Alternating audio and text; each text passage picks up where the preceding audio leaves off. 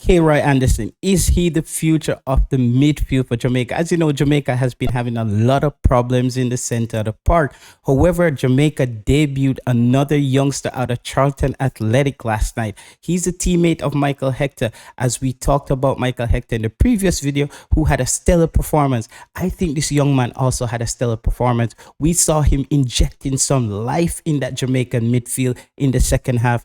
The coach made that substitution to bring on Karoy Anderson and Daniel Johnson to basically inject a little bit more life and a little bit more positivity going forward, and it paid dividend. We saw that the young man is not afraid to go into those hard tackles, and we saw that he also wants to score goals, as he had a good opportunity where he turned in the box and had a clear cut shot on goal. Unfortunately, it went wide.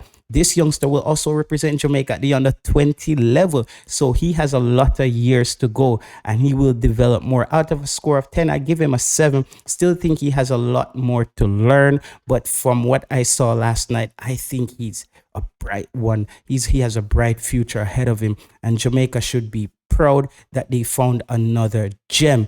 I still think we need another good quality midfielder to basically rotate these players. Last night we tried the same static midfield with Joel Latibodiere and Kevin Lambert in the first half. That didn't really work. We saw that over and over in the Gold Cup, and we saw the limitation. However, the coach was bold enough to make the change and brought on this youngster, and it paid dividend immediately in the game last night. So Karoy Anderson, one for the future. Charlton Athletic, Jamaican Reggae Boyz. This player looks like he has the stuff going forward, and I'm looking forward to see him against Haiti, a better team that will push Jamaica a bit more. Even though I think the Grenadians did push Jamaica a bit last night in the second half, and this guy held up under the pressure in the middle of the park. He looked composed.